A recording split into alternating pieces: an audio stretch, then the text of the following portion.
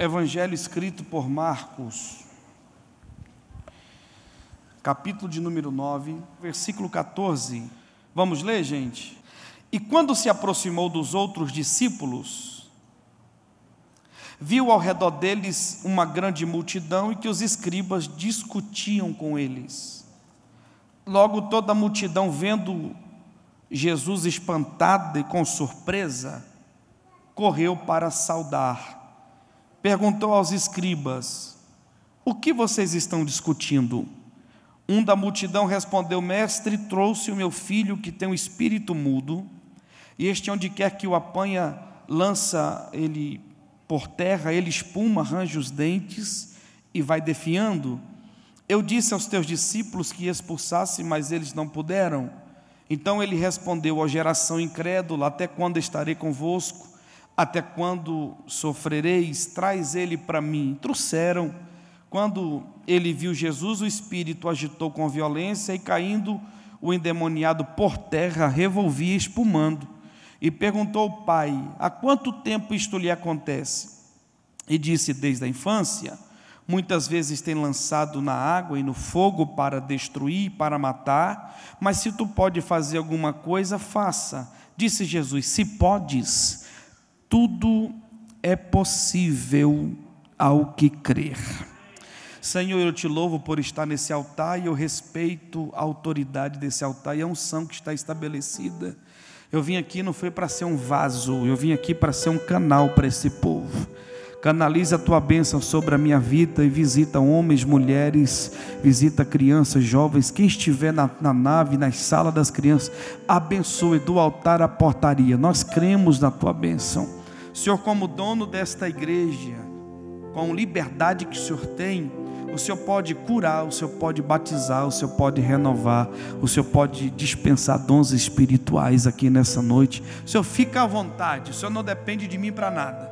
Nós só queremos sair daqui marcados pela tua presença, Jesus. E eu sei que o Senhor marca, gente. Faça, trabalhe, nos dê graça nessa noite. É o que nós te pedimos em nome de Jesus. Eu queria que vocês redobrassem a atenção, porque é muito simples, aí é perigoso você perder na simplicidade.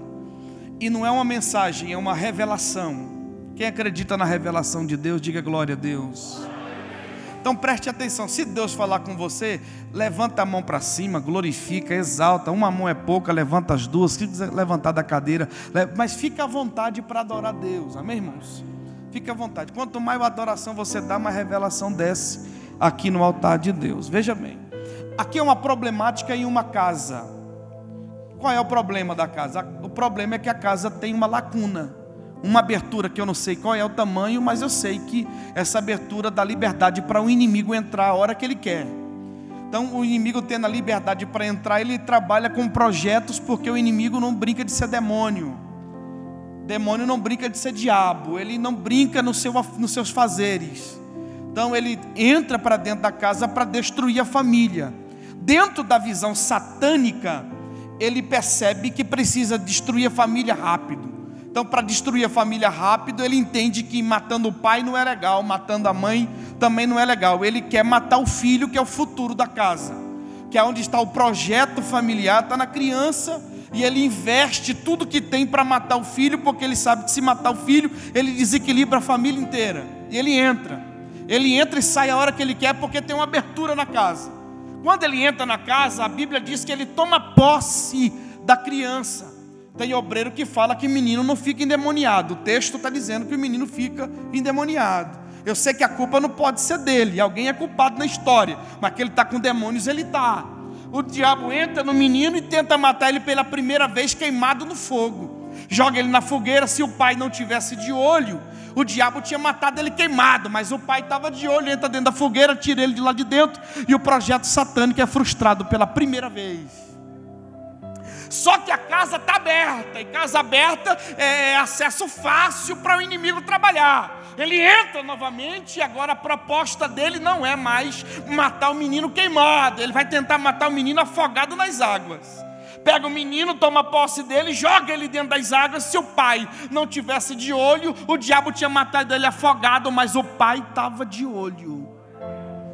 entra dentro das águas, tira o menino lá de dentro, e o projeto maligno é frustrado pela segunda vez. Mas a casa está... casa aberta, você está dizendo, pode entrar a hora que você quiser. Agora a proposta do inimigo não é mais matar ele nem queimado e nem afogado. Ele vai tentar matar o menino sufocado com as suas secreções, fazendo ele dar crises convulsionais. Toma posse do menino, joga ele no chão com violência, ele começa a ter crises convulsionais, rilhando dentes, espumando boca, se contorcendo na musculatura. Se o pai não tivesse de olho, o diabo tinha matado ele sufocado com as suas secreções, mas o pai estava de olho. Corre para perto do menino, coloca ele de lado, puxa a língua, a secreção escorre e a tentativa maligna é frustrada pela terceira vez, e você perdeu 3 chances de dar glória a Deus, porque tem pai que cuida de filho. Aleluia. É uma problemática quando você tem demônios em casa. Só que passa uma propaganda, se fosse nos dias atuais, um carro de som, uma rádio, um programa de televisão que chega, falando de 12 homens, pastora Cássia, que tinham uma oração forte e poderosa, que quando eles oravam, o milagre acontecia instantaneamente. Quando ele escuta a propaganda, ele pega o problema da casa e apresenta para os obreiros. Quando apresenta para os obreiros, ele fala, eu tenho um problema na minha casa, e o problema da minha casa é que tem uma abertura. Nessa abertura o diabo entrou, só que ele não pegou eu, pegou nem minha esposa, pegou meu filho. E é o seguinte, quando a gente é pai, irmão, mexe com a gente, mas não mexe com as crias, não. Não, pode fazer o que quiser comigo, mas não mexe com as minhas meninas, não. Então ele toma posse da criança, porque ele sabe que desequilibra a criança. Quando ele coloca a proposta para os obreiros, ele diz, eu ouvi falar que vocês têm uma oração forte.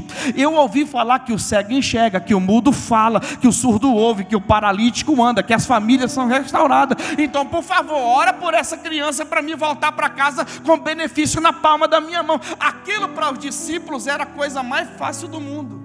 Os discípulos iam de glória em glória, de unção em unção, de milagre em milagre. Eles olham para o outro e falam, isso aqui é muito fácil, o nome de Jesus é poderoso. Vamos colocar a mão na cabeça do menino, olhar para o céu, chamar a autoridade divina. E pelo poder do nome de Jesus Cristo, nós vamos gritar e esse demônio vai bater em retirada. E eles oram, em nome de Jesus, sai!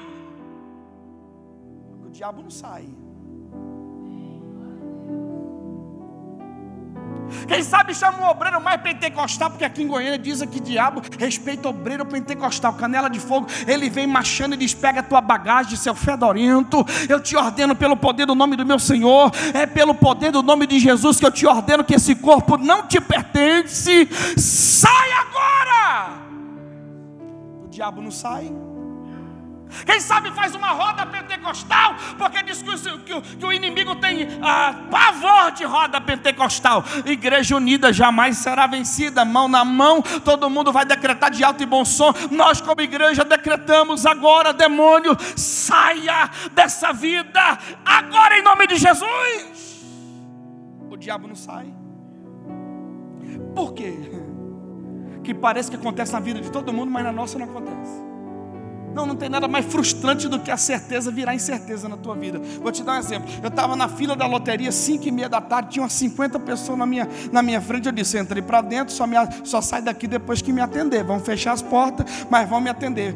A fila foi andando, deu 6, 6h10, 6h20, 6h30. Quando foi para me atender, a moça falou assim, olha senhor, o sistema acabou de... Volta amanhã. Então eu tinha uma certeza que ia fazer o depósito, mas virou incerteza. O pai escuta a propaganda que funciona na vida de todo mundo, mas na vida dele não está funcionando. Então abate um desespero no pai, porque os discípulos que falaram que era poderoso, que a oração era forte, não está acontecendo. O discípulo fica envergonhado, porque é a primeira vez que o nome de Jesus lenca na boca deles. Então é um propósito, é um projeto de Deus. Na verdade são lições. Primeira lição, o pai precisa aprender que a reunião que fala no nome de Jesus não é barganha. Me guarda, Jesus. Esta casa aqui, ela não é chamada de casa lotérica, baú da felicidade, nem porta da esperança. Essa casa é chamada casa de louvor e casa de oração. Então eu não saio da minha casa para vir para essa casa para barganhar. Se Deus fizer, Ele é Deus. Se Ele não fizer, Ele continua sendo. Então o pai precisa aprender. Agora a aula é para os discípulos. Discípulo precisa aprender que o nome de Jesus é poderoso e está acima de todos os nomes. Só que ele só faz a hora que ele quer. Glória, glória, glória, glória. A gente pode entrar campanha em cima de campanha, campanha em cima de campanha. Se Jesus não quiser curar, ele leva. É o arrebatamento para a pessoa. Quem me entende? Isso são maturidades da fé. Então os discípulos oram e nada acontece. A igreja ora e não acontece. O céu da libertação está fechado. Foi Jesus quem fechou. Aí é a hora que aglomera uma multidão. No meio de toda a multidão tem um grupo que só na Catedral da Família que não existe.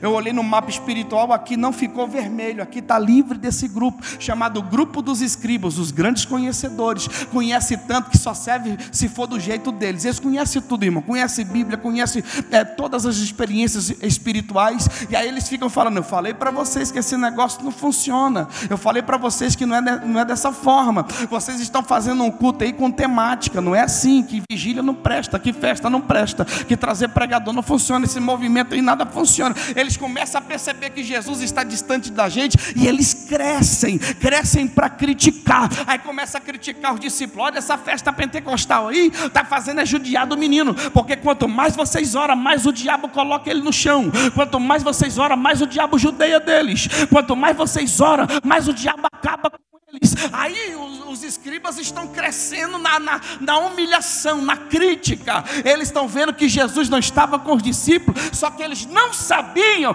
que aquele que estava em cima do monte estava descendo.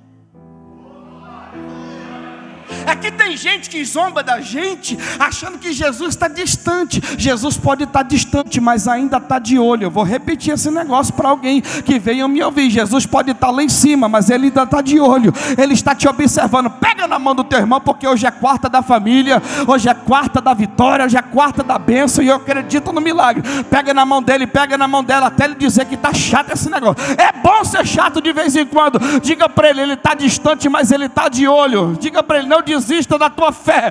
Ele está lá em cima, mas ele está chegando aqui embaixo também. Ele é Deus dos montes, mas também é Deus do vale.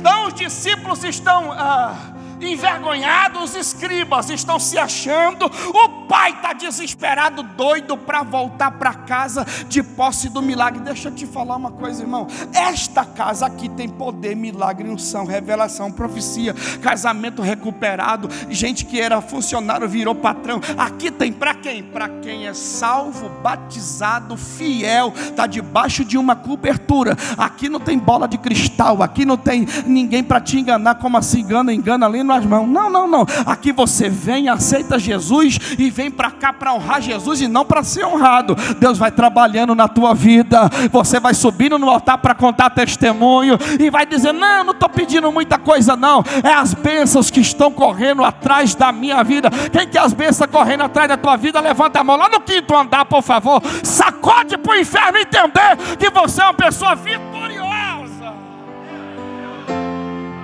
Não, está um clima tenso, está um clima chato, está difícil o ambiente. Jesus está vindo de cima para baixo. Jesus está vindo de cima para baixo. Jesus está vindo de cima para baixo.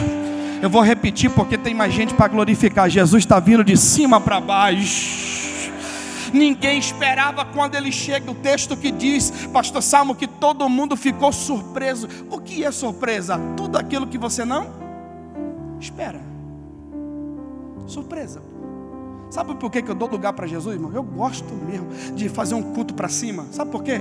Porque Jesus é lindo demais.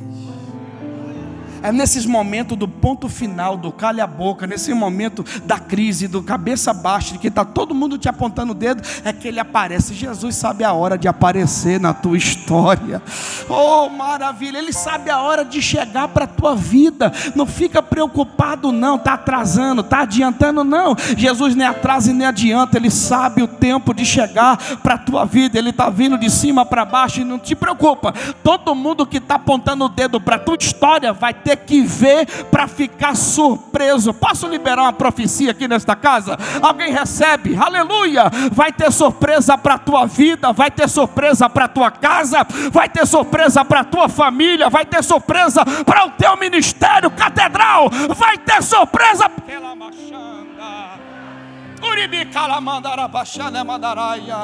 A gente precisa entender que algo vai acontecer da parte de Deus. Há uma providência espiritual vinda no tempo certo. Isso é profético, pega quem quiser. Há uma providência espiritual vinda no tempo de Deus para a tua vida. Aí está todo mundo surpreendido, porque ninguém esperava. É desse jeito, ninguém espera que você melhore. Ninguém espera porta aberta para a tua vida. Ninguém espera que você vai sair dessa lama. Aí fica todo mundo surpreso. Jesus está vindo de cima para baixo. Jesus está vindo de cima para baixo. Quando fica todo mundo surpreendido, cumprimenta Jesus. A primeira coisa que Jesus faz é combater quem não acredita no milagre. Vou repetir. A primeira coisa que Jesus faz é combater quem não acredita no milagre. Então fique tranquilo, porque tua mão é fraca e teu braço é curto, e teus argumentos não chegam aonde deve chegar. E eu vim aqui para te dizer que essa peleja não é mais sua. Baixa a tua mão e cala a tua boca, porque Jesus vai combater quem não acredita no seu milagre. Filipe está no texto, o texto diz que Jesus pergunta para os escribas, para quem estava discutindo com o povo: olha, o que vocês estão discutindo aí? Fala para os escribas. Era como se Jesus estivesse dizendo: ó, o pessoal da Catedral da Família não tem poder de resposta, mas eles não estão sozinhos, eles têm um Deus que responde por eles. Ele estava dizendo mais ou menos isso: olha, o pessoal da Catedral da Família não tem poder de peleja, mas eles não estão sozinhos, eles têm um Deus que peleja por eles. Enquanto Jesus estava discutindo, aqui você vai entender que a mensagem é para a família, fica tranquilo. Enquanto Jesus estava discutindo aqui com os escribas, o pai sai doido do meio da multidão e vai dizer: mestre, o problema é o seguinte, é que toda a problemática dessa discussão aqui é que o seu nome na minha vida não funciona. Funciona na vida de Pedro, funciona na vida de Paulo, funciona na vida de Maria, mas na minha não funciona. Trouxe meu filho cheio de demônio para os seus discípulos, porque a propaganda que passa na minha porta é que os seus discípulos são poderosos no seu nome, e que eles iriam orar e o diabo ia sair. Só que oraram, fizeram show pentecostal, fizeram roda pentecostal, fizeram tanta coisa, a poeira subiu e disseram que a glória estava descendo, mas meu filho está ali, ó, cheio de demônios ainda. Eu quero entender o que está acontecendo. Jesus olha para o pai e diz: ó geração incrédula, até quando vós sofrereis? Uma coisa que tem que ser quebrada no nosso meio é que tem homens e mulheres de Deus usadas por Deus, e que Deus só usa no tempo dele. A gente depende muito do obreiro que vem. A gente confia demais: não, fulano que vai pregar é muito bom, fulano que vai pregar é muito usado. Deus só usa se Ele quiser. Quem me entende? Mas tem uma missionária ali que quando ela ora pode carimbar. Deus só dá profecia na boca dela se Deus quiser. Glória a Deus. Deus não é funcionário de ninguém. Diga para o teu irmão: Deus não é funcionário de ninguém. A propaganda era que os discípulos oravam e acontecia, mas não aconteceu na vida deles. Olha aqui para mim, por gentileza. Jesus olha para o pai do menino e diz: até quando vocês vão sofrer? Até quando eu estarei convosco? Em outras palavras, Jesus estava dizendo: até quando vocês vão confiar no homem? Jesus estava dizendo para ele: traz esse menino para mim, pega o teu problema e põe na palma da minha mão, tira da mão de quem não pode e traz para a mão de quem pode. Volta a acreditar no Deus do ministério. A gente acredita muito no ministério, mas não acredita no Deus do ministério. Mas nessa noite tu vai crer no Deus que está no ministério. Quem acredita que Deus está aqui nessa noite, receba um milagre para a tua vida, em nome de Jesus Cristo. O pai não tem o que fazer. Pega o problema da mão de quem não pode, apresenta para Jesus. Quando apresenta para Jesus, o diabo se manifesta, joga o menino no chão com violência. O menino rilha dente, espuma a boca, começa a dar crises convulsionais. Jesus olha para aquela situação e a multidão está assim: o que ele vai fazer? O que ele vai fazer? O que ele vai fazer? Jesus vai conversar com o pai e dizer: quanto tempo você vive isso aqui? Aí a multidão está doida assim: ué, mandou trazer? Não, mas se ele pediu para trazer é porque ele vai fazer. Se ele prometeu, ele vai cumprir. Se ele prometeu, ele vai cumprir. Se ele prometeu, ele vai cumprir. Aí Jesus está conversando com o pai do menino e dizendo: há quanto tempo você vive isso? Aí o pai vai dizer: não, faz tempo, desde a infância que ele está assim. Eu não aguento mais ver esse menino, é sangue do meu sangue, esse menino é carne da minha carne, esse menino é osso do meu osso. Eu não suporto mais ver o diabo definhando ele. Olha a situação desse menino. E, segundo alguns escritores, diz que ele tinha cicatriz do alto da cabeça à planta dos pés, e ele tinha dificuldade na caminhada por causa do choque térmico, vez no fogo e também vez na água. Ele estava dizendo: olha, eu não suporto ver meu filho dessa forma. Aí a multidão está aqui: poxa vida, está batendo papo com o pai, sendo que o problema está aqui. Se não salvar esse menino, ele morre sufocado. Chama o SAMU, chama o bombeiro, salva essa criança. Jesus está conversando com o pai. Aí você me pergunta: poxa, mas Jesus não mandou trazer? É que a igreja precisa entender que Jesus só faz no tempo dele. Dá para ter essa maturidade ou não? É que a gente fala assim: ele mandou trazer porque ele vai resolver. Sim, ele vai resolver na hora dele, do jeito dele e da forma que ele quiser. Ele está conversando com o pai do menino, o menino está machucando, o menino está tendo crise convulsional, mas Jesus está conversando com o pai do menino. Aí o pai do menino está dizendo: olha, eu não suporto mais, olha lá para você ver. Aí é por isso que ele fala: se tu pode fazer alguma coisa. Sabe por que ele diz isso? Porque ele estava dizendo: todos os dias eu livro ele dessa situação. Então, se tu pode fazer alguma coisa, faça, porque se tu não puder, eu preciso ir lá fazer. Aí Jesus olha para o pai e diz: se pode, tudo é possível.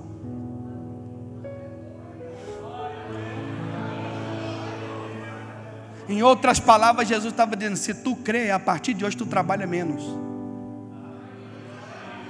Só que eu preciso trazer uma revelação para a sua vida. É que o pai trouxe um problema. Quem está vendo o problema aqui diz glória a Deus.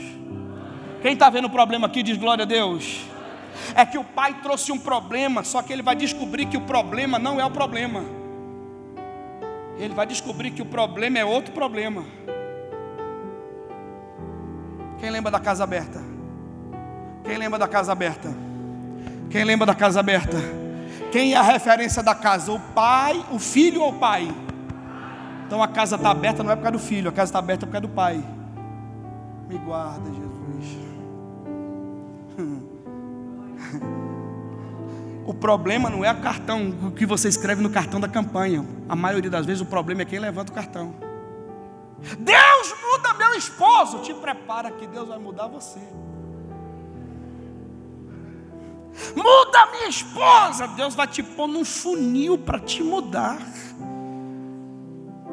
Então o pai precisa entender que o problema não é o problema. O problema é outro problema. Quem me entende? Quem me entende? O problema é que eu, pai, deixei a casa aberta para o diabo entrar.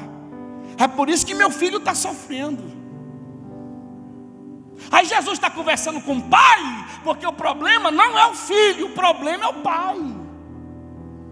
Jesus não é discípulo que tem muito poder e pouco discernimento. Por quê? Porque os discípulos queriam resolver aqui no culto. Jesus queria resolver lá na casa.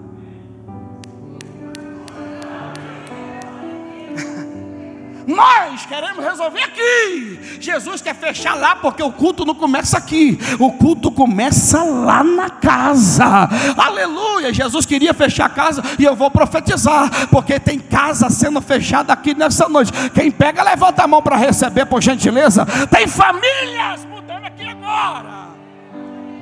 Não, pode fazer campanha 10, 15, 20, 30 anos. Você precisa descobrir que o problema não está no teu culto. O problema está na tua casa.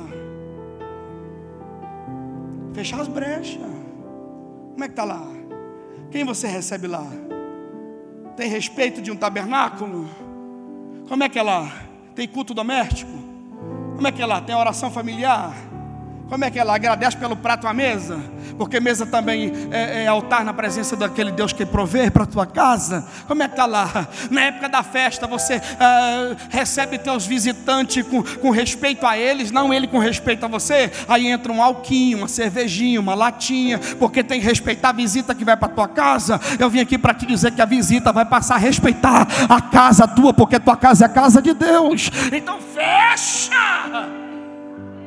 Jesus precisava dizer para o Pai que o problema não era o demônio que gritava. Jesus precisava dizer para o Pai que o problema era o demônio que estava oculto nele.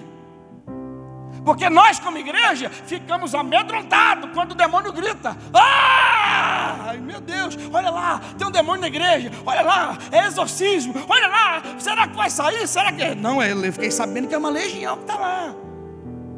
Só que o demônio que está gritando aqui é um pinte número 0, já viu? Aquela cabecinha desse tamanhozinho, que faz um barulho terrível, mas quando você bate o pé, ele corre. Jesus não está preocupado com pinte número 0. Jesus está preocupado com o pitbull que está oculto. Já entrou numa casa que tem um pitbull? Está sem coleira, ele só está te olhando, caladinho. Você vai entrando, ele nem abana a orelha, nem o rabo, só fica te olhando. Tipo assim, vem mais, entra mais. O pinche não, lá na porta ele já está te incomodando. Então Jesus não está preocupado com o pinche que está latindo aqui. Jesus está preocupado com o pitbull que está dentro do Pai. Aí ele diz: se pode, tudo é possível ao que crê. Pastor Salmo, essa palavra entra dentro do Pai como uma espada de 2 gumes, nas juntas e nas medulas, no espírito e na alma. A Bíblia diz que o Pai começa a chorar pelo poder da palavra liberada por Jesus. É uma conversão de dentro para fora.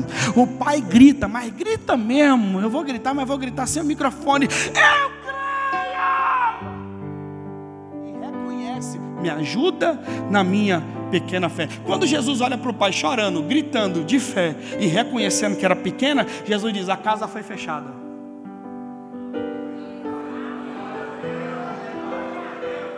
Agora sim eu vou tirar o pincher do menino. Por quê? Porque os discípulos queriam tirar o demônio aqui, sendo que a casa está aberta. Sai aqui, mas entra lá. Então Jesus fecha a casa primeiro, para depois tirar o demônio. Aí ele diz: sai agora, primeiro decreto. Por que agora? Porque agora você pode sair. Antes você não podia, porque você saía, depois você entrava. Por isso que eu fechei o céu da libertação. Então agora eu te ordeno, saia agora. Jesus só vai ser veloz na tua vida depois que você deixar ele fechar a tua casa. Segundo decreto, não volta nunca mais. Mas sabendo da astúcia do inimigo, Jesus estava dizendo mais ou menos assim: se tu voltar, tu vai quebrar o nariz com a porta fechada no sangue carmesim. Quem tem a casa fechada por Deus? Quem tem a casa fechada por Deus? Levanta a mão aí, meu filho. Isso. Você tem glória na tua boca, pode glorificar o nome do Eterno. A tua casa é uma bênção. Quando você entende que ela precisa ser lacrada por Jesus, você vai começar a entender que as campanhas só vão funcionar na tua vida depois que a tua casa estiver bem com Deus. Não, eu fui pregar no Rio de Janeiro, deu uma turbulência terrível no avião, foi o sangue do Cordeiro. Aí o piloto falou assim: senhores tripulantes, fiquem tranquilos, nós vamos passar por um período de turbulência de 5 minutos, desse jeito tão tranquilo. E o avião passou 5 minutos, passou 6, passou 10. A aeromoça pegou o microfone e falou assim: senhores passageiros, aperte o cinto. De 5 minutos foi para 15. O avião teve uma queda que a gente saiu do banco uma altura assim. Caiu mala que estava em cima, e aí chovendo, relampeando. Eu falei: é filme de terror. É hoje, Pai.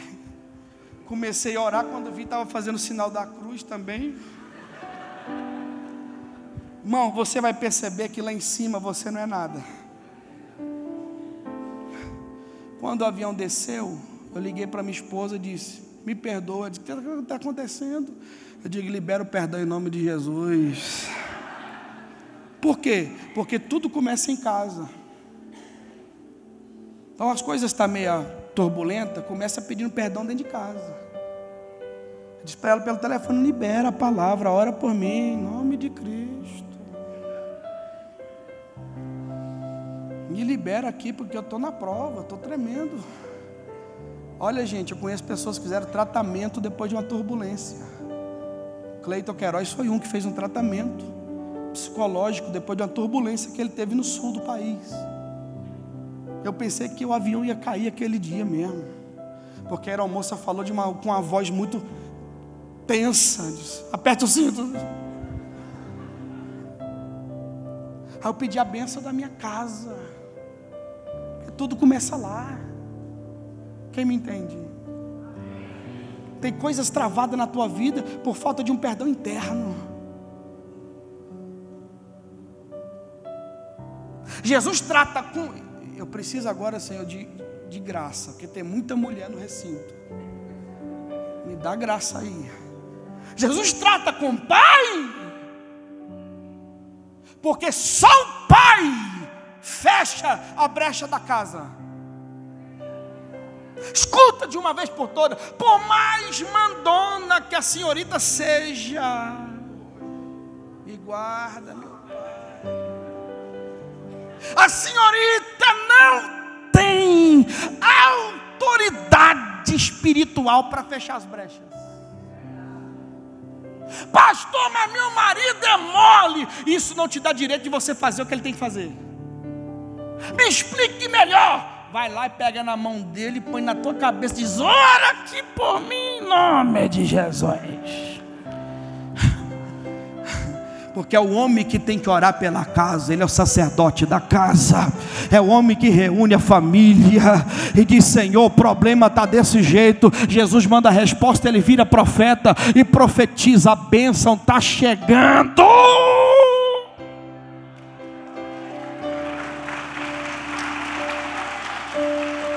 Não, porque aqui não tem, mas olha, pastor Salvo, tem uns homens aí que são o sangue do cordeiro. Aqui não tem. Por que as mulheres estão ficando desse jeito? Porque falta homem, pô. Me guarda, Jesus. Lá em casa eu sou autoridade espiritual. Minha esposa está aqui na minha frente. Eu não sou machista e nem você feminista. Eu sou biblista. Lá em casa eu faço o papel espiritual da casa. O homem precisa voltar a ser sacerdote da casa. Deus, não adianta quando Jeová descer lá na tua casa, você dizer, ó, conversa com ela, que ela quem manda aqui dentro, que conversa com ela lá. O Senhor me livra dessa reunião. Eu vou, não, volta. Ela manda em você, mas eu vou conversar contigo. Só o pai pode fechar as brechas da casa. Quem me entende, por favor? Quem me entende, por gentileza? Tem muita coisa acontecendo por falta de você exercer autoridade espiritual dentro da tua casa. Mas eu profetizo que tudo vai voltar ao normal, porque Deus está te dizendo, levanta e fecha o que tem que ser fechado. Aí o diabo se manifesta, ele não quer sair, mas sai. O menino cai como morto e a multidão grita, morreu, acabou. Porque gente para falar que está morto tem muito, para falar que está bem é pouco. Quando Jesus, escuta, morreu, Jesus pega o menino com aparência de morto no chão, pastor Alfredo, e levanta ele com aparência de vivo. Esse lado aqui tu entendeu, mas vou pregar para cá agora. Jesus vai pegar muita coisa que está lá embaixo com aparência de morto e vai te provar que está vivo ainda. Quem está entendendo o que eu estou pregando aqui, por favor? Tem casa sendo restaurada, tem família sendo... Pode aplaudir, pode glorificar enquanto eu profetizo. Tem família sendo restaurada aqui nesta noite. Fique em pé, por favor. Glória. Deixa eu pensar no texto. O tempo passa. Eu não sei pro lado de cá, mas pro lado do sul, onde eu morei a vida toda, pastor Alfredo sabe disso. Lá pro lado do sul de Goiânia, toda a rua tem um fofoqueiro. Gente que gosta de cuidar da vida dos outros. Aqui não era. Aqui não tem, mas lá de lá tem demais. Sangue e fogo. Lá na Vila Redenção tinha uma senhora, não vou falar o nome, quem sabe você conhece ela, não vou falar o nome não. Que ela ficava até 3 da manhã na fresta da janela. A casa dela era central na praça, ela via todas as casas. E ela era o jornalzinho da redenção. Chegou sozinho, saiu com outra pessoa. Chegou tarde demais. E aí espalhava aquele negócio todo. Chega alguém na casa, nesta casa, e vai dizer: ô vizinho, seu filho está internado? E o pai vai dizer: ele deve estar viajando então. Diz, também não. Aí o vizinho, o fofoqueiro, vai falar o decreto de Jesus. É porque eu nunca mais vi ele queimando no fogo. Nunca mais vi ele afogando nas águas. Nunca mais vi ele dando crise convulsional. E o pai vai ter que dizer para o vizinho fofoqueiro: e o senhor nunca mais vai ver. E o vizinho vai perguntar: o que foi que aconteceu? E o pai vai dizer: a minha casa se encontrou com Jesus de Nazaré. Eu fechei as brechas, o diabo não entra aqui mais. A minha